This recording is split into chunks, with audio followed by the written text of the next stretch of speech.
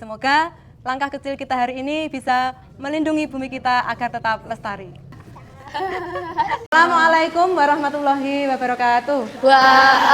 Selamat pagi semuanya. Pagi. Sebelum kita mulai pelajaran hari ini, kita berdoa terlebih dahulu. Doa mulai. Selesai. Pagi ini Bu Risa amati, kalian semua masuk, benar ya? Tidak ada yang sakit? Tidak. Bu Risa yakin kalau kalian melaksanakan 7 kebiasaan hebat Indonesia pasti menjadi anak-anak yang sehat ya. Kalian pasti tadi juga bangun pagi, sarapan, makan makanan yang sehat bergizi. Juga kalian senang berolahraga. Baiklah, hari ini kita akan belajar tentang teknologi sederhana tepat guna yang bisa kita pakai untuk kehidupan sehari-hari demi kelestarian lingkungan kita. Ya. Nah, masih ingat materi minggu lalu apa? Siapa? Saya. Oke, Aza, silakan. Tentang apa? Perubahan lingkungan dan aktivitas manusia yang mengancam kelestarian bumi. Oke, betul. Ya, Ibam silakan.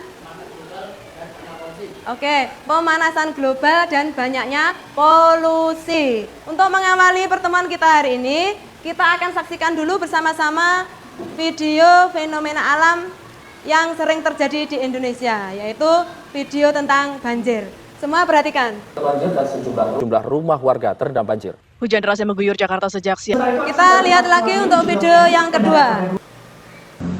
Banjir yang melanda belasan desa di 5 kecamatan di Brebes, Jawa. Tadi kita semua sudah menyaksikan video bencana alam banjir. Di sekolah kita juga mengalami hal serupa, tetapi tidak berupa banjir.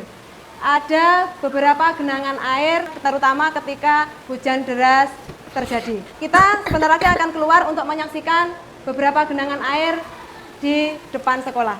Nanti silakan kalian mengamati fenomena alam yang terjadi di lingkungan kita. Kemudian silakan cari tahu kira-kira apa penyebabnya.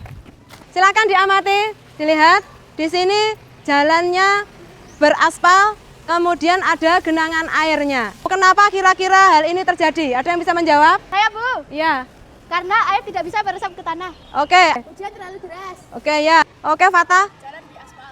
Jalan di aspal sehingga apa? Air tidak bisa masuk atau meresap ke dalam tanah. Kita kembali lagi ke kelas. Di sekitar sekolah kita.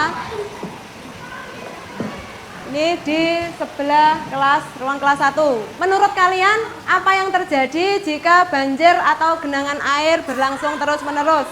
Oke, Fania. Lingkungan akan semakin rusak. Tadi kita semua sudah menyaksikan dampak dari banjir dan kerusakan lingkungan. Nah, tugas kita sebagai manusia, kita harus menjaga kelestarian lingkungan dan bumi kita. Sekarang kita akan berdiskusi secara berkelompok. Nanti silakan cari di internet apa yang sebaiknya kita lakukan untuk mengurangi terjadinya genangan air maupun banjir di sekitar kita. Siap? Menurut kalian, kegiatan sederhana apa saja yang bisa dilakukan untuk mengurangi genangan air maupun banjir? Ada yang bisa menjawab? Kelompok siapa? Saya, Bu. Oke, kelompok. Pengelolaan lingkungan dengan tidak membuang sampah ke saluran air. Oke, betul. Yang kedua? Saya, Bu. Ya, Menanam pohon atau penghijauan. menanam pohon atau penghijauan. Berikutnya ada lagi? Saya, Bu. Membuat sumur resapan atau lubang biopori. Membuat sumur resapan atau lubang biopori. Oke. Ada yang menarik ini dari jawabannya. Apa yang menarik kira-kira? Ya, membuat sumur resapan atau biopori. Kalian sudah pernah membuat? Oke, berarti nanti setelah ini kita akan melakukan aksi nyata. Kita akan membuat lubang resapan air atau biopori sederhana menggunakan bahan kaleng bekas. Kalian cari apa itu biopori dan juga sebutkan manfaatnya. Silakan kelompok siapa yang ingin menjawab? Oke, Ibam, silakan.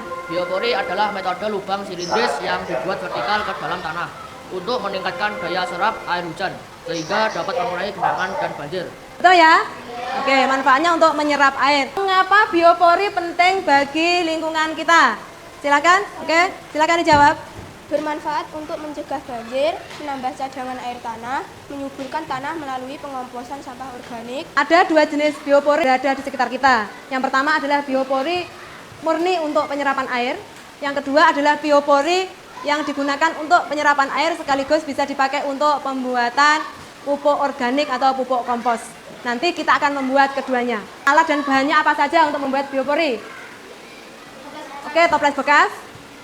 Ada linggis untuk melubangi, kemudian ya solder untuk melubangi toples.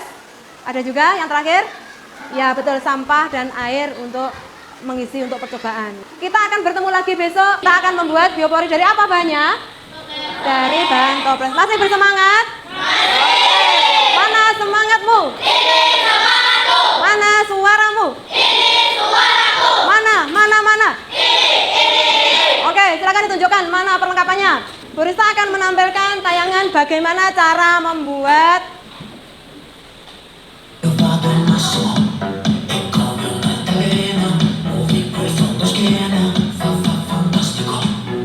silakan berkreasi membuat yang terbaik. Jangan lupa nanti setelah selesai membuat biopori dan mempraktekkan, kalian membuat laporan.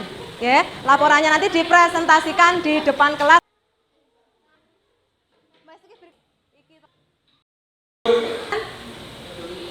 Sekarang kita praktekkan bersama di luar kelas. Balikan tanahnya. Masukkan sampah organik seperti daun-daun dan sisa-sisa makanan. Tutup kembali lubangnya. Dalam 2-3 bulan akan menjadi pupuk kompos. Alhamdulillah kita sudah menyelesaikan pekerjaan kita, yaitu membuat biopori. Menyenangkan atau tidak? Oke, berarti sekarang saatnya untuk membuat laporan. Silakan untuk kelompok Labibah maju untuk presentasi. Laporan praktek membuat biopori. Praktek membuat biopori untuk menjaga lingkungan. Apa kesulitan yang kalian alami selama proses pembuatan biopori tadi? Saya, Bu, Ya, Iza? susah menggali tanah. Ya? Susah pakai solder. Ya, karena menggunakan listrik ya, maka harus berhati-hati. Sebelum mengakhiri pembelajaran kali ini, Bu Rista akan bercerita satu tokoh inspiratif, yaitu ada remaja berasal dari Swedia, namanya Greta, masih berumur 15 tahun. Beliau adalah salah satu aktivis dalam menjaga kelestarian bumi di tingkat internasional. Greta ini sering diundang dalam acara KTT di PBB, kemudian diundang juga dalam konferensi ekonomi dunia dan mendapatkan banyak penghargaan atas jasanya dalam menyelamatkan iklim di bumi. Apakah kalian siap ambil bagian seperti Greta untuk menyelamatkan bumi?